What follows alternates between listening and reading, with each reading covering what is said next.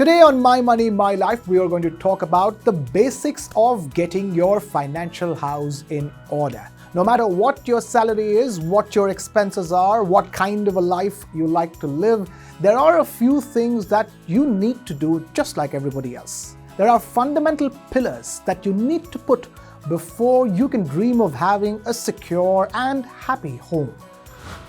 First up, make sure you are invested enough to become as tax efficient as possible.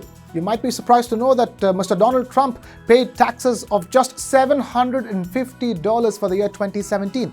So how does one become tax smart? Make sure that you invest in a place where you can claim tax benefit under the Income Tax Act. It could be a tax-saving mutual fund or SIP or even a home loan EMI. Make sure that your tax outgo is as little as legally and ethically possible. That way, you have a larger pot of money to start with. Next up, make sure you have enough insurance cover. Be it medical insurance or life insurance, you need to have both of these. Many a time, a medical insurance policy can help you tide through sudden health complications that arise to you or to any of your family members. And a life insurance policy is a good way to stay invested for a long period of time. And some of these life insurance policies even come with cash backs attached to them. So while you do make an investment, you do get a nice little chunk of money coming back into your bank account at a stipulated time, and you can even plan on what to do with that money. Next, you could invest in any one financial product that has exposure to the markets and involves a little bit of risk, but gives you good returns. It could simply be an SIP or mutual fund or anything else that makes sense to you after consulting your financial advisor. But do remember that this money will not be available to any of your urgent needs given the volatility in the markets in the short term. So this money is only for use later in life. And finally, cash savings. Now, we live in one of the most uncertain times in human history.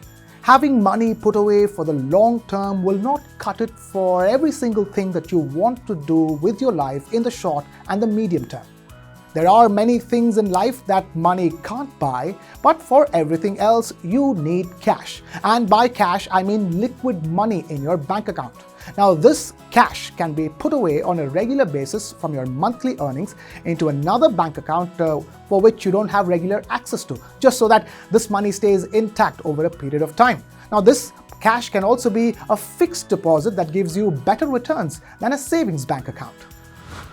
Now, this cash gives you a nice little cushion to manage any surprises that come up on the monthly expenses front, and can even help you plan for something fun, like a brand new gadget or flight tickets for a quick surprise trip back home. Now, how much of this cash does one need to have? You should probably have anywhere between 3 to 6 months of your monthly earnings so that you're covered against any uncertainties on that front. Now, I know that sounds a bit too much for many to do. But as the cliche goes, Rome was not built in a day. The most important thing is to start the process. So start today, start now. That's all we have time for on this edition of My Money, My Life with Krishna. This is Krishnakumar signing off.